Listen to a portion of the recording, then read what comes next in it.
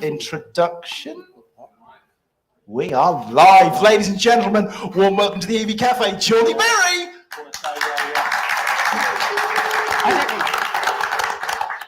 So very, very warm welcome to those of you that have tuned in live today, this afternoon, and those watching the recording or here in person. Because as you can see, we're not in our respective EV Cafe home offices. We're here together at Cox Automotive in Bruntingthorpe. And why are we here today? Well, we're here because we're showcasing the great work they're doing to support their customers in the road to sustainable transport. So without further ado, let's crack on with the EV Cafe. Sarah, what can we do for the next hour? What are we talking about? Who are we talking to? Well, as usual, I think that hour's going to fly. I've got terrible feedback. Let me see if I can move the microphone.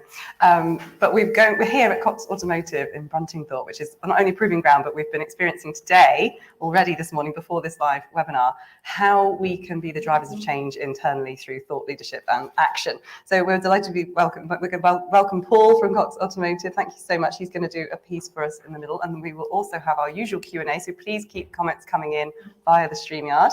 And on the mobile phone as modelled by other Paul, and I will be bringing us the latest news. And then what? And then we are going to tell you all about our wonderful sponsors. So how can we do this? How can this wonderful group assemble? Well, it's because of the faithful support of our sponsors. My Energy, currently here with us today, fantastic providers of home charging and linking that with clever technology to solar and all good stuff like that. We're also supported by Geotab. Geotab are a telematics provider, giving insight, data schmata. We don't want any more data. Gosh, we've got enough of that, but we get insight from the equipment that they use and the dashboards that they provide.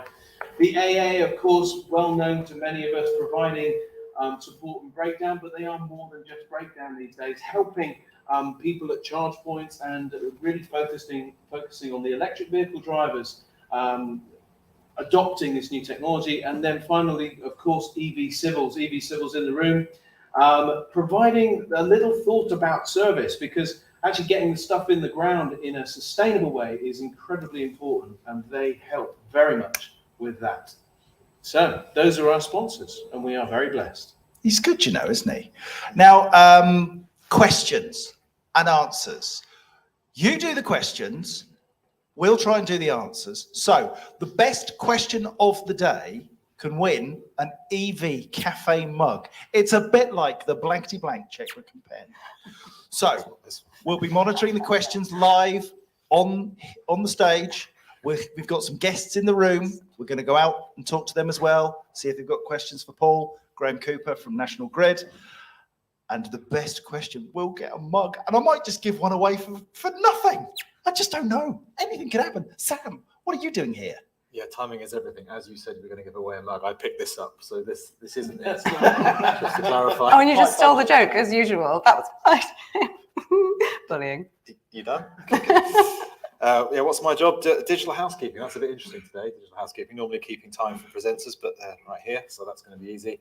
And yeah, to those of you on the World Wide Web, we are checking our devices regularly. We're not bored. It's just that we're looking at all the different notes and the comments, etc., from LinkedIn and YouTube streaming. So bear with us, as this is the first time we've had an audience and live and on stage simultaneously. So thank you to the audience for participating in this melee. Let's hear some noise. I'm not just making it up. Actual people there.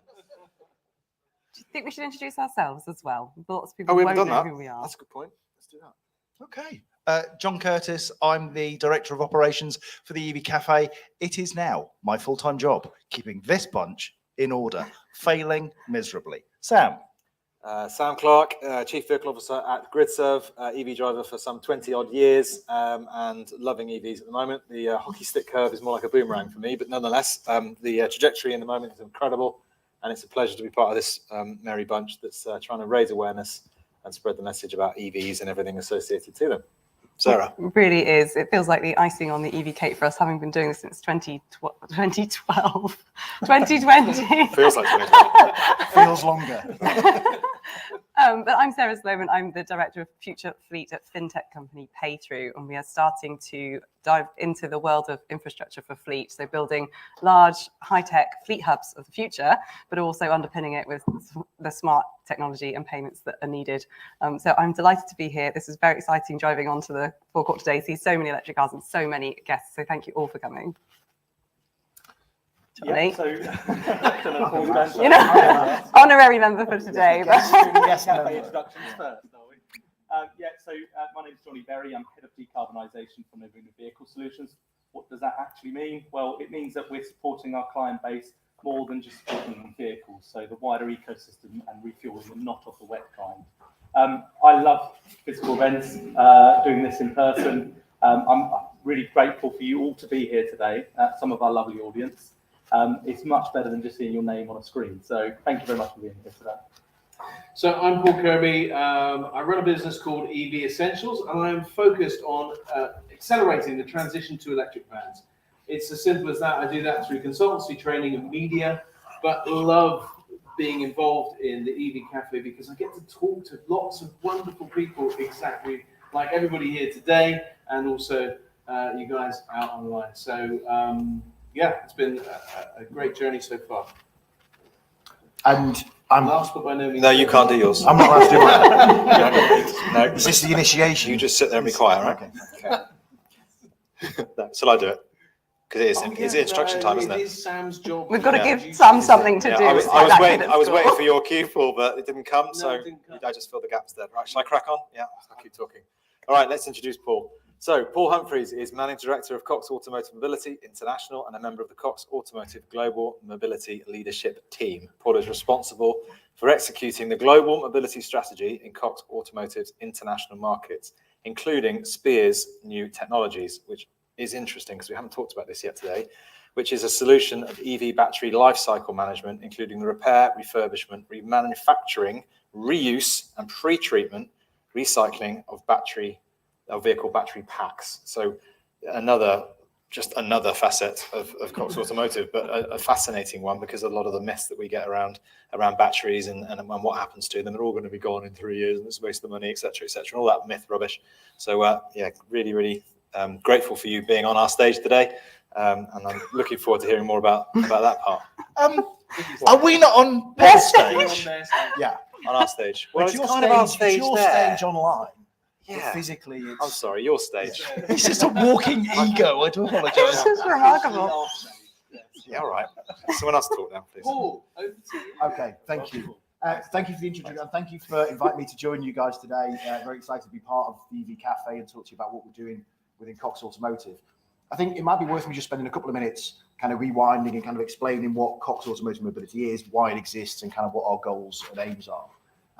As Alan Barrett talked to us earlier on in the room, we're very focused on a sustainable future within Cox, and our automotive segment is absolutely key to that. If you think about some of the history of Cox Automotive, we started in 1898 in the newspaper business. We grew from newspapers into radio, from radio into TV, from TV into more media. We acquired media-based automotive businesses such as Auto Trader and Kelley Blue Book in the US, and we brought together all of our automotive businesses under the Cox Automotive banner in around 2014, 2015.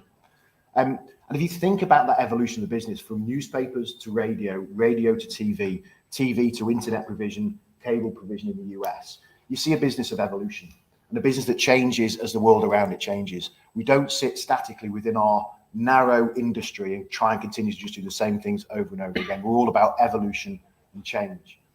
So with Cox Automotive being formed in around 2015, and our core businesses for Cox Automotive are Mannheim Remarketing, Auto Trader in the US, Kelley Blue Book. Also within Europe, we have businesses such as Modix, RMS, Dealer Auction that are focused very much on the automotive industry as it has existed for some time and as it moves to the future. Around 2 years ago, we informally formed the Cox Automotive Mobility Group based out of Atlanta in the US. And the goal of mobility was to look at how the automotive ecosystem is changing and how Cox needs to change to maintain its relevance and to be able to provide the services that the automotive industry needs in the future, not just today. We formally launched mobility in the early part of this year, and our goal is to advance the world's fleets for the next generation. That's our kind of mission statement, if you like. And that comes from a recognition that the way the automotive world works is changing and changing rapidly. Going or even gone are the days where an individual actually owns their car or their van. And we're moving to a future where pretty much all vehicles are going to be corporately or fleet owned. Now, that might not sound like a big deal, but actually it changes things quite fundamentally. Because if you think about the past where you buy your car, you own your car, that's your car. When that car or van, sorry, I'll keep mentioning that. Whenever that vehicle needs a service item, whether it needs new tyres or whether it needs an MOT or a service, you as the owner of that vehicle take responsibility for that activity happening. In a world where the vehicle is not owned by you, you don't care. My car needs a service. Well, you know what? My fleet owner, my lease company will sort it out for me. My car's broken. Well, my company will sort it out for me. It changes, and that changes the dynamics of how we repair, maintain, and keep vehicles in life. Our focus is also on the heavy goods side of the equation as well, where if you think about things like what's important there, it's not about getting my vehicle fixed, it's about getting my vehicle fixed and back on the road now. If you're a delivery driver, if you're running a cement mixer, whatever it is, that vehicle has to be up as often as possible. And any minutes it's down is minutes that it's not making money and therefore costing you money. So our focus is around making sure that we are helping those fleets maintain their life on the road and make sure that their uptime is as high as possible. Absolutely critical to that and to our sustainable future is electric and electric vehicles. Because alongside all of that change in terms of ownership structure and ownership of vehicles is the change in terms of propulsion systems. So we're seeing now a massive acceleration in terms of EV adoption in the UK. We had a great question earlier, said, why is the UK not number one in Europe? Well, there's a lot of reasons for that, but it is a very strong number two. And actually the growth in the UK at the moment is around about a 42% compound annual growth rate in terms of EV adoption and more importantly, power need within the UK. So we're seeing a huge acceleration of adoption of EVs, both from a personal use point of view, a company car point of view, and more into the commercial space. And we'll see that commercial space grow even more over time. There are some blockers to that, and there are some things that make that harder to do, but the inevitable change to electric will continue, whether you're talking about a light vehicle, a medium duty vehicle, or a heavy duty vehicle. That will continue to happen. So we've made a number of changes to our business over the last couple of years. We've acquired businesses that operate in the fleet management space. So we acquired a business called Fleetmaster, based out of Belgium a couple of years ago, and they deliver fleet management software to rental and leasing companies from Scandinavia to South Africa to Mexico to California. And we continue to kind of grow and scale that business. But we also acquired last year a business called Spears New Technologies. Now, Spears New Technologies is focused on the lifecycle management of EV batteries. We're dedicated to trying to create the closed loop ecosystem around EV batteries and battery packs. It's all very well saying EV batteries are changing the way that cars move and they're changing propulsion, but they're not free of things you need to dig out of the ground. Every battery cell that's created requires lithium, manganese, cobalt, a plethora of things that are finite resources, and they're very finite resources, and there is a shortage of some of those resources as well. So our goal with Spears is to help, number one, extend the first life of battery packs that go into vehicles. Number two, what do we do with those battery packs when they become end of life? How do we refurb, reuse, remanufacture, or recycle those battery packs to make sure that the things that are important in them stay within that ecosystem and make sure that we don't have to keep digging more lithium out the ground to keep making EV battery packs. And we do that through supporting manufacturers, both vehicle manufacturers and battery manufacturers, in terms of how we kind of help in that repair cycle. I'll give you a really quick example I just gave to Paul a moment, which probably just gives you a snapshot of what it is that we do. Let's say you drive an electric vehicle. I won't name a brand because I don't want to upset anybody. And you take that vehicle in for a regular service item into the workshop, into the dealer. And as part of that service item, they find a fault with your battery pack. What we will do for them is that workshop can then log on to Alfred, our proprietary software system, tell us that they have a problem with the battery pack, tell us what the battery pack is. We will then take a battery pack that is the same or equivalent standard as the one that's coming out of the vehicle, albeit not broken, and we will ship that battery pack to the dealer, the workshop. The workshop can then drop the battery pack out of the car, fit the new one, and send the broken one to us. When we receive that broken pack, we will, first of all, dismantle it. We will do root cause analysis of what went wrong with that battery pack. We'll inform the manufacturer of what went wrong with that battery so they can learn and understand, what things are failing on battery packs.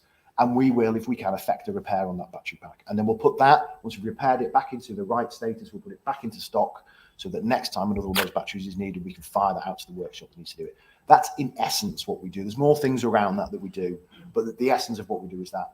As you come then toward end of life, and when a battery is, fundamentally not capable of powering a vehicle anymore, we then look at, well, what's the right option for that battery pack? Can we refurb that? Can we harvest parts from other battery packs to make another battery pack? Now, that will not necessarily be to an OEM standard, so it probably can't be used in the same application, but could be used for other things. We can also look to take those battery packs and create energy storage solutions for uses in an industry and other spaces. And we may do that ourselves. We may partner with other people to do that. And then ultimately, there's a recycling of that battery pack. So taking it down to its constituent parts and grinding down the battery cells to the black mass that the proper recyclers can extract the rare earth metals out of those to bring them back into the ecosystem. Currently, we operate in the UK, in the US and Europe. So we have 3 locations in the US. We operate out of Oklahoma City in Oklahoma. The reason for that is if you go and look at a map of the US, it's right in the middle. So you can kind of service as much of the US as you can. We're now opening facilities in Detroit and Las Vegas to support the northwest and the southwest and the northeast of the US. We have a facility in the Netherlands that's been operational for a number of years, and we provide services to multiple manufacturers in there. And we are currently looking at expanding our footprint into the UK. We are very far down the line in the UK, so keep your ears open for more news on that very shortly. And also expanding to other areas within Europe, and continue to expand within the US. Within the US, again, we provide those same services there, but we also support manufacturers with recalls where battery packs have failed en masse. And we have supported some manufacturers recently with upwards of 100,000 battery packs that needed kind of work and change due to them. So it is a nascent business. It's early days in what's happening within batteries. But with Spears, we've got some of we were talking about battery chemists earlier, weren't we? We have some incredibly smart people in there who, within 10 seconds of me starting a conversation with them, I'm like, I'm way out of my depth, way out of my depth. But, we understand how we do those things. As I said, with the work that we've done around to date in terms of understanding battery chemistry, battery technology and how it works, we've created our own proprietary algorithms and technologies that are able to kind of interrogate that battery and truly understand the health of any given battery down to cell level, and also understand what's gone wrong with it so that we can effect repairs and inform the OEMs and the battery manufacturers too about what's happening with their batteries over time. Because some things are simple, right? So it's worth remembering that I think that there has been, I'll probably get shot down for saying this, but there's been a bit of a gold rush in terms of creating electric vehicles over the past sort of 5 to 10 years. And in doing so, in doing that rush to get those those electric vehicles out there, we're learning as we go. The industry is learning as we go. We've got 120 years experience in internal combustion engines. Probably the wrong number, but it's thereabouts. We've got very few years of experience in creating electric vehicle propulsion systems. So it's natural that when those propulsion systems go into vehicles, run for a few miles, things will go wrong that people did not expect because it's new. We're all learning. So we've done a lot of work with manufacturers about identifying some of those problems that happen. And it can be simple things like cooling systems within the battery are not optimal. Small clips are falling off when they shouldn't fall off. There's lots of reasons why these things fail. And part of our job is to go and interrogate and find out and do that root cause analysis to find out why. Fantastic. That's a lot, isn't it? Oh, you speak so well. It's really nice to listen to you. There's been loads of questions coming in on the LinkedIn as well. Technically, John's job, whilst he finds them, Dean Hedges, one of the AA, is one of our sponsors, and he asked specifically, how common is a fault in the battery pack, and is there data available on this? Again, it's a learning journey at the moment. I mean, there's lots of different predictions about how often battery packs will fail, but at the moment, it's somewhere between 0.5 and 2.5% of batteries will see some rate of failure. It could be higher. I mean, it was higher historically, but again, as we learn about the technologies, as the industry kind of gets better, those failure rates, I think, will probably decline. Somebody else asked a question about the batteries. Michael Barton, do you recycle the entire battery or just pick out the cells that are substandard? So again, with Spear, I presume. It's part of the SPHERE program, I presume. Yeah. So as part of that program, we will understand which cells are good, which cells are bad, and then we can choose what we do with those. We still need to I think the industry needs to establish that whole recycling journey and kind of who's operating where and who's owning what part of that journey. Our job at the moment is, we're predominantly around the front end of that in terms of understanding what and why. We will dismantle packs and we will depower batteries to enable them to be recycled, ground down. Because remember, battery cells can be kind of dangerous things if they're not handled correctly. So we make sure that the danger is removed as much as possible. Just going back to your point around first life of a battery in a vehicle, you mentioned that's your first priority, is how you can lengthen that first life. And then to an earlier point, you mentioned that if the driver doesn't necessarily own the vehicle, whether it's a lease, company car, salary sacrifice, or use a driver or whatever, how can we encourage them to look after the battery? Because ultimately, a large proportion of lengthening the first life of the battery is about not charging to a full state of charge, not leaving it at a high state of charge, all that kind of stuff. What can OEMs, leasing companies, and fleets do to encourage their drivers to think about these things? Well, I think there's a point before that, which I think is a point of collaboration. It's about all of those interested parties collaborating on the data and the information that's coming out of those batteries to learn. Because there are certain statements around, you shouldn't leave your battery in a certain stage of charge, or you shouldn't charge it a certain way because that will degrade the life of the battery. But again, coming back to my earlier point, it's very early days. So we are all learning about good battery hygiene, if you like. And I think that's certainly one of the things we need to kind of think about for the future, as for the industry as a whole, for consumers as a whole, to really educate people about what good battery hygiene looks like. I think it's a good point there, Johnny, around the battery,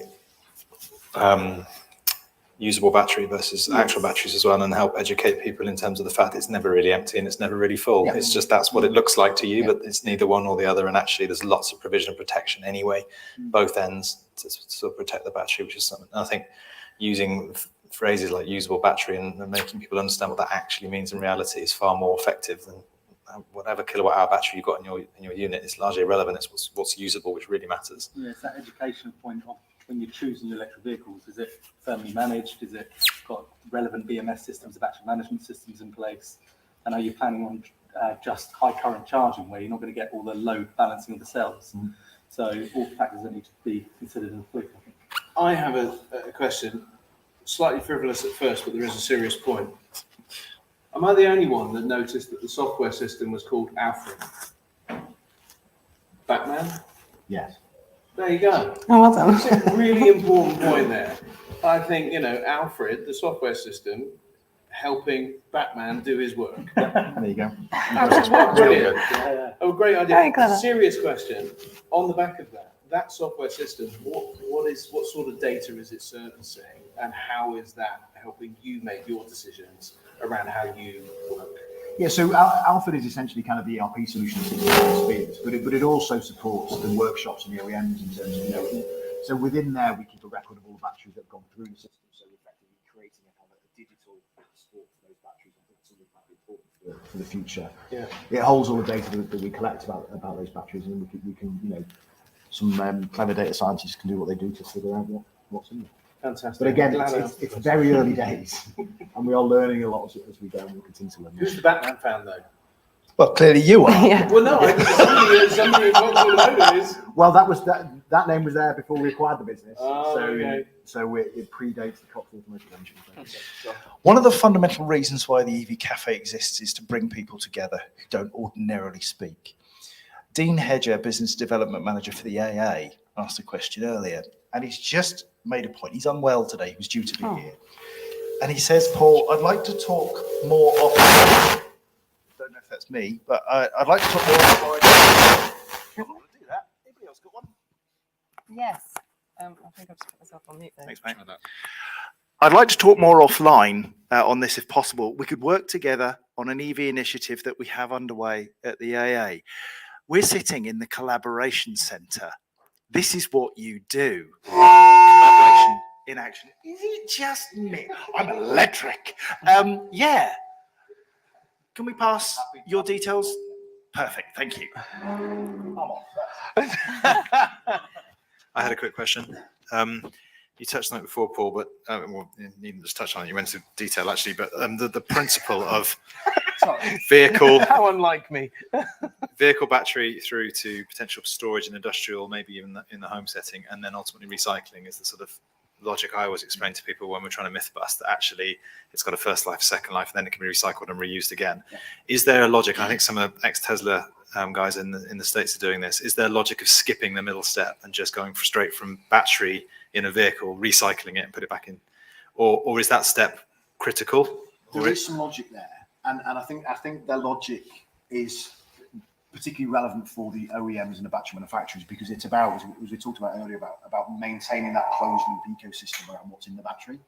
So it's making sure that, you know, the things that you use to make a battery cell and the battery pack come back into that same journey at the same time. So there is, I guess, a risk that if you go into second life and that battery disappears somewhere remote for energy storage, you could break that chain and change that and, you know, open the closed loop.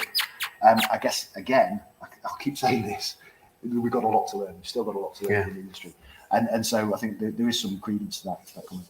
Yeah, cool. I'm going to try and speak. You're all good. It's working! Not Oh, working. no. Sorry. Sorry. Couldn't resist, it was me. James Jevons asked the question, how do you replace batteries which are a structural part of the chassis? Now, that's a real challenge. I don't think they are a structural part of the chassis. But part of the potential future Andy vehicles is chassis integrated battery packs, battery cells. At the moment, they are predominantly a removable piece of vehicle. It's not easy in every vehicle, and it changes from vehicle to vehicle, which again is another thing that the industry is learning. That, you know, I think today, you know, the way any given manufacturer integrates their battery back into the vehicle is not consistent. And actually, the way you connect to those batteries is not consistent. So, you know, there are again lessons to be learned for the future about, do we seek to drive some more consistency around that, or is it fine that they're all slightly different? JB, do we have time to go out into the audience, or do we save that for Graham Cooper? I think we can have a couple of questions. Couple of questions. Whilst I'm wandering around and finding questions, replaceable batteries. So batteries that you can just lift out of a vehicle, put into a facility, charge, and put some charge batteries into the vehicle. Is that ever going to take off? Is that ever going to be a thing? I have no idea. Oh, I was talking to somebody yesterday about this, a sort of depot-based system with an 89-second, 90-second deployment, but it has to be right at the start with the OEM that the rear of the vehicle can be fitted with it, of course, but it works on sort of anchor tenant basis, so that you're expected, you're booked in. It's like, he called it a flight path management. So you know exactly when they're coming, they come at their given slot, go home, 25 kilowatt batteries, packs go into the vehicle depending on how much is required, and then come back empty, and the robotic arm takes them out the next day and they drive off and do the same at night. So it was quite fun to spend that hour, which was only a 30-minute conversation, just really pulling it apart, because that's what we do in innovation and collaboration. We try our best to say, experience says this, what do you say to that? And then try and get through those difficulties. What do you think? This is one of those areas that we can learn from Oslo or Norway. Norway have a couple of depots, and NEO is a Chinese brand operating in Norway and supplying vehicles, and they have, I think it's 90 kilowatt hour batteries, and they take those batteries out and put a new battery in. There is only 2 depots in Norway at the moment, but you know, users are getting the opportunity to go and experience that and get to grips with this, taking out 90 kilowatt hours, putting in 90 kilowatt hours. Jobs are good in 15 minutes, and you're all. And 90 seconds they've got it down to on this company. But what bothered me was it relies on the base being clear. And I was like, vans are never particularly tidy in the back, and everyone has different racking things that they need to install. Underneath, I would have thought. No, it's in, it slides in, slide out. Yeah. It's nuts. It's really exciting. I'm fascinated to know what you know about the back of a van, Sarah. Right, let's move on. Questions, sir. Right, okay, so we're coming to the back. Paul, one thing that I'd like to know when we finish is, what are the things that keep you awake at night as MD of Cox Automotive in the UK? So think on, sir. Hi, just touching on what you're talking about with the interchangeable batteries. Is it useful to do that? Because then you have maybe 2 or 3 times as many batteries in circulation. And we've already talked about how they depend on scarce materials that aren't readily available. Just wanted your thoughts on that. Yeah, like all these things, it's not about, it depends which argument you're trying to solve, because at this point it was the fact that lots of van drivers can't charge at home. That was it. I'll have a go at that answer as well. It's a good question. Can you hear me at the back? Is that working? Yeah. I think it's a really good question, and I think part of the challenge is to understand the best use case, as Sarah touched on. I think it's quite niche in terms of the application for battery swapping. It's not a B2C market. You're never going to get all the OEMs to adopt the same universal solution, and if you do, you're going to end up, as you say, with multiple batteries that people won't use because they actually only travel small distances most of the time. There is an example up in China, over in China, where they do have a battery swapping system, which was shown on Fully Charged a year or so ago. But Elliot, who's out there, who's doing the broadcast for Fully Charged, demonstrated the ability to change his battery in, it was about 2 minutes. But what he also mentioned is he had to wait 45 minutes for a slot in order to swap the battery. So it was a 45-minute plus 3-minute battery swap because he had to wait for an allotted time. So I think the practical reality is that actually as battery improves and we're in 300 or 400 mile range and you can charge in 20 minutes, there's no need for battery swapping in the general market, apart from potentially small use cases. And the other element of maybe battery swapping in an industrial setting is it means you can have smaller batteries that do much lower range on purpose because they know what distances they need to travel, and therefore you might not have one big battery pack, you might have two literally half the size, and then you swap those in and out. So it's not more batteries, it's just a different division of it. Thank you, Sam. Paul, I said I was going to ask you what keeps you awake at night. So as the MD, what's exercising your mind right now? I think if we're thinking specifically about what we're doing with Spear's new technology, it is about making sure that we are, but collaborating and everyone's talking, because sometimes they're not, and they took it at a high level, but also, as OEMs develop their products, as battery manufacturers, we've got to do that in a collaborative fashion so we all understand them. I worry that we don't always do that particularly well, right? So we just need to make sure that we're working well to do that. Also, we need to make sure that we've got the infrastructure to enable us to do all of those things as well. So as I mentioned, we are seeking to expand our facilities across Europe in a fairly significant way. And actually, some of the challenges we come across with that is things around legislation, regulation, and planning permissions. So the things that we are doing in big boxes next to the M1 or wherever they happen to be are not usual. So when you approach planners and the local authority, and you explain what you're doing, you go, well, where does that fit within our standard, boxes of permissions? And it kind of doesn't in a lot of ways, because, are the batteries dangerous goods or not? Yes, at certain times, not at all times. Are we just doing storage and logistics? Yes, but we're also doing some production and general industry work as well.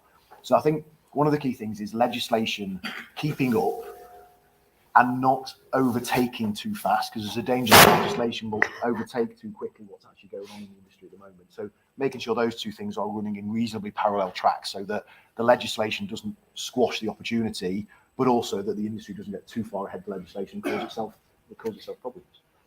And the other kind of tactical challenge we have at the moment is simply finding space to do this. The demand for large scale warehouses near good connection routes is really difficult. As we all know, COVID has changed the world in terms of how we shop. So every big box that becomes available in the land is snapped up by DPD, Amazon, and whoever else. So finding the right facility to do it is causing me a headache at the moment. I'm amazed you get any sleep at all. Couple of hours a night. Wow. Fantastic. I was just going to say, before we move on to the next guest of the show, I've noticed that Gavin Stokes, head of power in the UK for NEO, is watching, I think. Yeah, so if you are watching, please provide your commentary in the chat box. We'll read it out later. We'd love to hear your theories. Swapping in NEO in particular, yeah. So, on to the next guest now. Ladies and gentlemen, big round of applause, Paul Humphreys. Thank you, guys. Thank you, Paul, very much. Thank you. And thank you for coming to our stage. Our next guest, Johnny, you're on. No, Sam's introduction. You can do the honours, Sam. I'm much better at home. Graham, would you like to come up first? Because then I can talk about you while everyone's looking at you. Oh, gosh, no, okay, go on then. All right. So a lot of you in the room already know Graham, to be honest, but Graham comes from a background in energy, having built £500 million worth of commercial wind farms. He's mentioned that once or twice. before he joined National Grid. He's head. What are you staring at me like that for? He's head of future markets, a focal point for ensuring the grid will cope. And again, if I had £1 for every time you said that, but I'm glad that you do because it's important. Yeah, quite right. Keep saying it. As we decarbonise transport and heat. His not so little known fact is that he tells everybody is when he joined National Grid 5 years ago, he couldn't have an electric company car, so he had to do his own privately. And good on you, but I believe that's somewhat of a different rule set now. For we National. only have electric company cars now. So today, I think if Lorna were here, she would tell us we've got 719 electric cars on fleet today. Wow, very good. So even John Pettigrew, our chief exec, got his first EV about 3 weeks ago. And so he's got a Mercedes EQS. That's been a learning.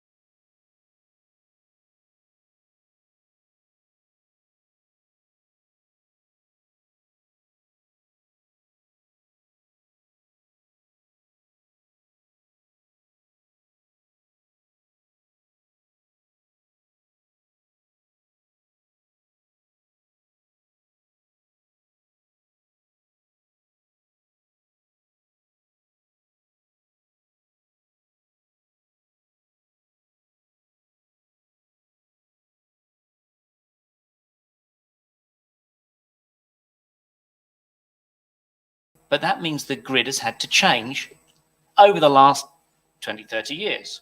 You know, we used to have centralized coal and the wires went out to the communities. Now we have offshore wind farms in the sea and the wires have to flow the other way. So this has been so when people are thinking that the change we're going into is suddenly new change for energy utilities, we're 20 years into this 20 or 30 years into this change, right? So it's not a surprise. So when you think about the investment, so Boris's 10-point plan when he was in office, that became part of our global commitment at COP26, legally binding targets, means we need to see at least 40 gigawatts of offshore wind by 2030. He upped that to 50 gigawatts by 2030, shortly before he left. But that means our business, National Grid, is going to have to build somewhere between 15 and 20 billion pounds worth of wires to be able to receive that power. So this is not wires in the sea. This is once the energy gets to the dry bit, so that we can all have clean transport, clean heat, and more percentage of clean energy. And that's before we look downstream to where the energy flows. So we're going to see the £950 million the government's rapid charging fund putting big future-proof grid connections into around the motorway network. So that's the downstream end of things. But most people have their energy delivered by a local DNO, right? So if I'm the motorway, DNO, the distribution network operator. So if I'm the transmission owner, right, owner of the motorway wires, your local DNO, distribution network operator, are the people who own the wires outside your house, into your building, into your factory. But of course, for that energy transition to work, they've got to do some work on wires too. So we are operating as networks more collaboratively than I've ever seen. National Grid actually bought Western Power Distribution recently. So we're now able to see everything from big offshore wind, big wires to other countries, through the energy system, all the way down to Mrs. Wiggins at 37 Acacia Avenue. But it's all linked. And so the important thing for us is, how do we do that in the most economic and efficient way, right? Build the right wires at the right time, just in time, to allow that transition to happen. So there are a lot of very clever people, much cleverer than me, doing an awful lot of homework to make this possible. You're being very modest there, because Graham, for those who don't know, is a government advisor on all this stuff. And he's somebody that people listen to when they talk about electric vehicles, energy provision, the movement of that stuff around. And we are all totally dependent upon it. So in our live audience, he's a man to talk to, because he's forgotten more than most of this panel know. He really is truly a legend. But what's the big challenge? Because for me, a £30 billion investment. 15 to 20. 15 to 20, 30. Boris says 50. Oh, yeah. Yeah. So 50 billion quid. Where does that come from? Your pension funds. So I mean, let's. I mean, I know it's a frivolous comment, but let's be really honest. So we recently had the debate: should we nationalise, big infrastructure? Bizarrely, National Grid as a private business. So in pre-Margaret Thatcher, right, we were a nationalised network, right? The National Grid was government owned. About 1986, 87, Margaret Thatcher said, big commerce. So we became a private entity. So we're a FTSE 25 business, but we've got about 880,000 shareholders. And I would hazard a guess, anybody in this room and anybody listening online who has a pension, whether you know it or not, you're probably a shareholder. So actually, by the very nature that most people with a pension are probably a shareholder of National Grid, we're sort of nationalised anyway, right? There's a big debate. But of course, don't forget, we're all getting older. We're living longer. We're all paying more into pensions. The pensions industry is looking to invest that money into good, clean things. If you open up your pension statement, it's not very exciting, but the first thing it says, here's the stuff we've stopped investing in, and here's the stuff we are. Well, enabling the energy transition is a pretty good thing to put in the next pension statement. So actually, there's some pretty big numbers, but I don't think the industry is overly worried about the quantum of money, because there is more pension money looking for more clean investments than dirty investments. Yes. And so actually, if you think about that infrastructure unlocks the clean energy transition, so the power gets cleaner. That enables clean heat and transport, good for all of us. And you can feel good that your pension will be cleaner and better, because it was your pension money that actually invested to help that. So there is much better whole system thinking. This is not just about the wires or the wind farms or the EVs. We've already, as a country, and most G7 economies have realized that you can decouple economic growth from dirty stuff. Yeah. And that, I think, people forget. I mean, as a country, I think our emissions are down 80%. Our growth is up 47%. It's been decoupled. Yes. So the green stuff's good, and it's nice to see and hear Cox Automotive, they were ahead of that curve. Yeah, absolutely. Yeah, real investment, early doors to get the wins. Yeah. To do the right thing. Yes, but absolutely. not because it's the right thing, but because actually it works for them as a business, it works for their people. Yes. And it's a values-driven organisation. Definitely. Got a question from a new follower of ours who we met at Wembley, because we played Wembley Stadium last week, We did. Oh, yes. Really hamming that up. So, sorry. So, Dacian Keram asks, will large battery on-site storage be the solution in the short term for businesses? So where there is local generation of energy, Yep. should be stored locally Yep. and used locally. Is that the way forward? So let's try and do a short answer to a short question before I go down a rabbit warren. We need flexibility everywhere. Okay, so historically, power stations have turned up and down to match demand because we just use energy. We're in a world where power is going to go up and down depending on whether it's windy or sunny. Indeed. So what we need is demand side flexibility. But that can be in people's homes, in their factories, in the houses, on the grid locally, on the grid at big scale. So the answer is battery storage and grid flexibility. And whatever happens, we're going to need a lot more of that. Batteries are not great for long-term storage. They're great at frequency response. They're great at grid services, keeping the grid clean and balanced. They're not good at long duration storage. So if your challenge locally is you're generating some and you want to make the most of what you generate for yourself, the only way to realistically do that is through a battery. But the battery can help the grid. The battery can help you avoid energy cost. It can provide other services. So there's loads of interesting revenue streams coming forward so that it's not just helping you use your own energy, it can make its own money as well. So again, relatively nascent market, but flexibility is going to be key everywhere. Sarah. I know. I'm dying to ask you a question. So obviously we've been here prior to this webinar talking in groups about how to improve things. And one thing that came up was about people. And I know National Grid is a huge believer in empowering people as well as our entire country. I was reading last night a World Economic Forum paper about how ESG, environmental social governance, the best way to achieve that is through leveraging that human capital. So making sure that we're using people to the best of their ability. And what National Grid do so well, and not many people know this, is they really invest in the future of talent and trying to attract talent. Could you, as you always do, inspire other businesses in the room to do the same? Oh, absolutely. So as a shareholder-driven business, right, we're doing this because we want to do it. We're also driven by our shareholders. So, your pension fund's working hard. The pension money is put to good use. So two things really is that as a business, every year when we do our financial results, we publish our responsible business charter. So what are we doing above that sort of 50p a share return to pension funds? But what are we doing to be a good global citizen? Now, part of that is everything. We're a 40-year asset business. The wires we put up today will be there in 40 years' time. That's the normal operating life. So the stuff we do today will be here in a net zero 2050 world. That needs people. That needs skills, supply chain, investment, even people to make the sandwiches. I get the waft of lunch as it comes. Tummy rumbling. But what we realise as an organisation is we are at this industrial revolution.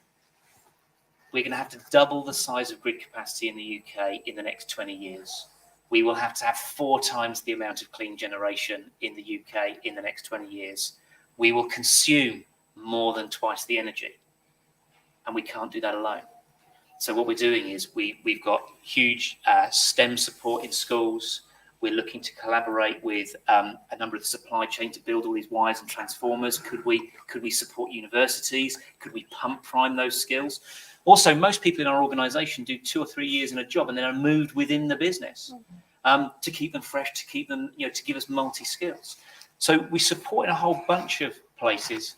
We put money into things like some of the heat charities for people who are struggling between heating and eating. We don't talk about this stuff because we don't need to. We're not doing it for greenwashing. We do it because it's the right thing. But it's really good to attract people because they kind of go, I need a payroll to pay my rent and to pay my mortgage. But I also want to work for a business that's kind of got good ethics. And I guess that's one of the things that came out of the family-owned piece from Cox. Yeah. Family-owned businesses drive this because they're made of the right stuff. Yeah. But what I would say is it's now not the exclusive domain of those family businesses. The big corporates are on board too, and seeing what you're doing and following in that. Maybe we should all proactively poach anybody who currently works for a dirty company and bring them to our transition site so we can use their talents and skills. Using their talents and skills to improve our industry and grow our industry. Yeah. Was it something projected? You need 75,000 engineers to work on the cars alone, let alone the infrastructure that supports the cars. We're projecting 15,000. That's it. So can I give you the energy utility number? Yeah. So the energy utility number to get us to net Actually, don't, I zero can't take it. is 400,000 Yeah. skilled people. Now, don't forget, people will retire. You need people to replace them, and the business grows. But the energy utility industry will need, I think, 400,000 skilled employees between now and 2050. So if I was talking to a younger me, right, the three areas, right, electricity consumption is going to double. So anything that consumes electricity, get skills in that. Energy generation, we're going to need 4 times the amount of clean generation. Okay, get skills in that. And then the third piece is the grid system is going to have to get twice as big. So get skills in that. And the tech that underpins the whole And thing. the tech that underpins the whole thing. So you know, I mean, yeah, if we're worried about the careers of our children and our grandkids, there's some good advice to be had right there. She's totally buying me a house. Yeah, absolutely. I'm going to need to get looked after in my dotage by my kids doing work in this space. Ladies and gentlemen, I think you will agree with me that Graham has been outstanding. Ladies and gentlemen, Graham Cooper. Thank you very much. Do you want me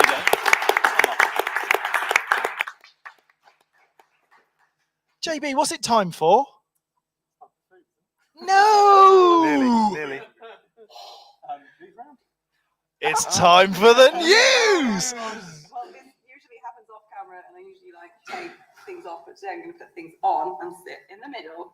Sit in the middle. The hot seat, the news seat. It's going to be really hard because I've got to read my notebook. So I'm going to look around the camera. Ready?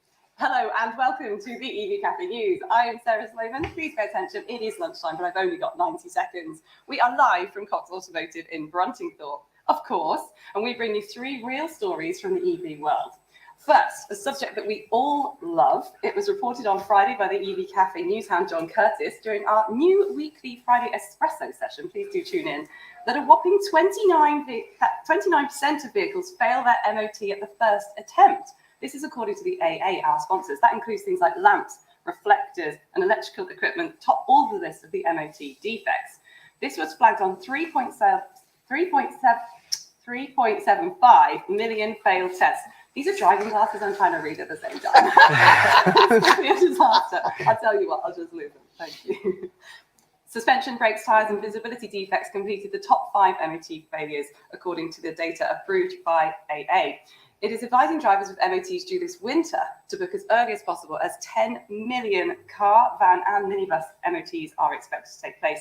But also, in the winter, we do advise you all to pack gloves, winter clothes, and do you remember Wrigloo? Shout out to Wrigloo, Google it if you don't know. Now, the next one, I love this one.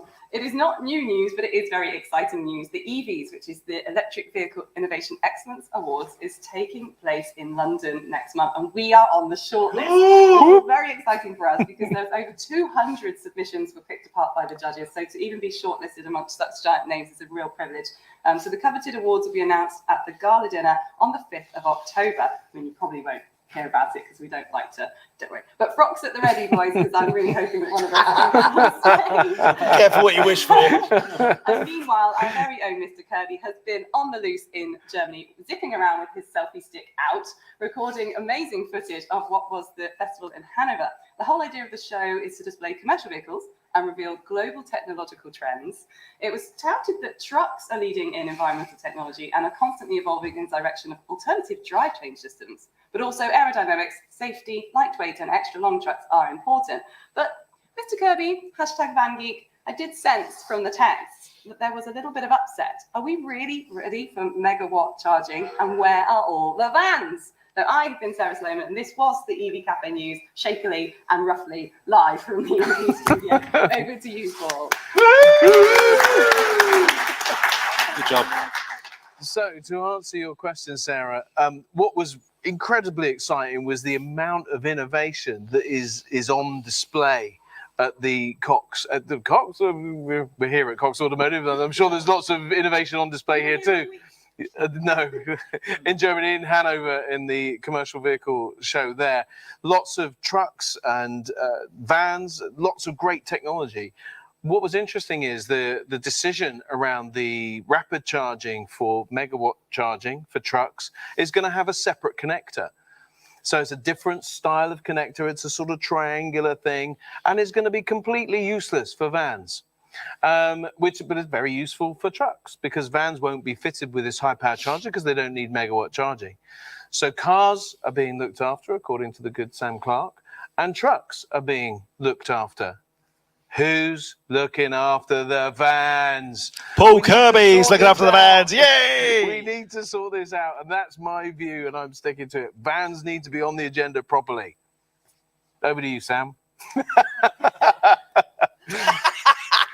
Hospital pass. We've actually only got 4 minutes left of the show, so do you want All right. to open up to the floor I'd for more love questions? that. Do, but can I award the mug first? Oh, yes. Yes. So the best question so far has come in from James Jevons, who's the Commercial Motor Business Development Manager at Direct Line. And he asked a question about batteries being an integral part of the chassis. And the reason he got the mug was because that's one of the myths that we need to bust. They're not part of the chassis. No. And only by asking the question did we unpick that and understand that. And we now know something that we didn't know when we came in the room. Thank you, James. Good effort. Are we allowed to give away 2 mugs? Looks like we're giving away 2 mugs, people. There's another great one on there about the fact that a lot of the pre-existing infrastructure is being taken up by vans because there's nowhere else for them to charge at the moment. And that has made a big problem for the disability drivers, people trying to access that charge point themselves. And we've got Charge Safe in the Room and Motability. So I feel the person that tuned in for that, I wrote down their name earlier, should also receive. Thank you for tuning in. Good effort. Right, questions in the room. Let's come and have a wander. Are there questions in the room of the EV Cafe panel? And they could be for anybody, for Graham or for Paul as well. Oh, come along now. This is John, Or no one. we actually have a third mug in my boots. okay. Third mug is Ah, available now. sent in. Come on. What you got? Who wants a mug? Oh, there we We go. might as well shut down. Right, hold on. Right, I'm coming to you. My pockets. Right, tell us who you are, where you're from, and what your question is, please. Hi, it's Alan Winslade from Newbury and representing Co-Charger. Nothing to do with that whatsoever. It's one for you, Graham. My past life was very much in lies, damn lies, and statistics. And you threw out some, spoke about, monkeys, people with very clever brains and all the rest of it. And I can imagine that a lot of what you've been talking about in terms of power being available and what we need to do is based on projections. I just wondered how much of needs to be factored in terms of clever usage for even your 4 times the amount of energy to actually make some sort of sense. How much change has there got to be in terms of the way we're actually operating? Huge. Okay, so let me give you the Committee on Climate Change stat. Okay, so the Committee on Climate Change is the non-governmental organisation that sets things like the carbon budgets and advises government on energy on climate policy. I'm lucky enough to sit on the advisory group of that organisation, so they test some of their policy things on me. So that's for clarification. So when they did the 6th carbon budget, which is the next 7 years of time, and that's really important because if we don't hit the 6th carbon budget, we won't hit net zero by 2050. So it's structurally important. But what they said, and I'm paraphrasing wildly here, is by 2050, the UK will consume at least twice the amount of electricity. To do that, we will need at least 4 times the amount of clean generation. And consequently, that will mean we need twice the grid capacity. But if you read the small print underneath that, it said to do that, to limit that, we would need to have really smart consumption, right? We would need to have really smart grid optimization, and we would have to have really good forecasting for wind and solar. If we don't have any of that digital forecasting analytics, we will consume more than twice, we will need more than 4 times, we will need more than twice the grid. So it's fundamentally important that the entire energy system from end to end gets really clever, really efficient, so that actually the transition is less expensive and therefore impacts us less. Does that help? Fantastic answer. It was led very much by German friends that I've got that I've got this paranoia that when we go electric, we'll all be trying to charge at the same time and it's not going to work. My estimation was very much based on what you said. We've got to get a hell of a lot smarter about the way we're going to use things. And there's some more dynamics in the market which are going to influence that, as well as batteries and charging range and a lot of other stuff, I think. Well, can I give you a real thing that is impacting right now? So part of the government's EV Energy Task Force recommended that government legislate for smart chargers. So as of June, all new home chargers have to be smart, right? So the stepping stones of those bits are observable. National Grid has got some metrics around having a digital twin so we can model our network and optimize our wires. The regional distribution network operators, they've got some incentives to do that. This is not by accident. There's a lot of those steps are already in play. But just for those listening, the first bit is time of use tariffs, an Octopus Agile or an OVO time of use tariff, smart meters, smart chargers. That's that smart consumption piece already visible in your home. So you're already participating in this transition. Sam. John, quick request from Graham. When we did the roundtable earlier, you gave me 3 numbers on the Grid Will Cope topic around a very busy day in the UK, a normal day, and what's coming. Yes. So those 3 numbers, could you just just share those? Because it doesn't, like you said earlier, it doesn't matter what the number is; it's the perspective. It's the on quantum. Yes. Yeah, absolutely. So very, very, very simply, when I get leveled at the question, which is, where is the energy coming from? Is there enough? So the energy system today in the UK is roughly 60 to 65 gigawatts. Don't worry what a gigawatt is, but 60 to 65 is the number. Now that is your winter's day, foot of snow on the ground, and everybody cooking Christmas dinner simultaneously, right? That's the biggest demand. And we still have some spare safety margin. If we look out of the window today, reasonably mild day, slightly overcast, not very windy, the energy system today is running less than half that, so at about 30 gigawatts. As National Grid, we can already see 160 gigawatts of new clean generation connected to plug into the UK's national grid in the next 12 to 14 years. So when people tell me that there isn't enough electricity and, we're going to have to start burning granny's chair legs to keep fires going, the cold reality is we are well on that journey. So this is publicly visible information. Contact me, I'll show you where you can see it. This is changing monumentally at pace. Nice. Great. On that note, Are we done? I think we're done. We're over. We're over time. But it's been a Yeah. fantastic session. I mean, great to hear from Cox Automotive and the vision that they've had, and really comforting to know that the route that we're on from an electric generation perspective and a future-proofed, we are future-proofed. So it's been really exciting. I love the idea of the innovation collaborating with that that word that we've got for our day is collaboration, isn't it? That's the word I'm taking away from today. That's on our mission statement, isn't it? Collaboration. Literally written above It's the written door. over the door. Yeah, couldn't be more at home. Thank you.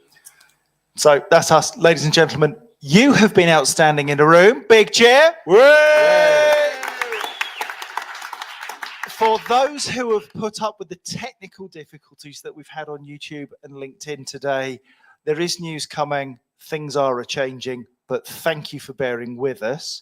To Paul, the champion of vans, long may you live, and long may it be that you champion them until we get parity of charging and opportunity. Yes. I'd like to see diversity in all charging. Johnny, thanks for the cork.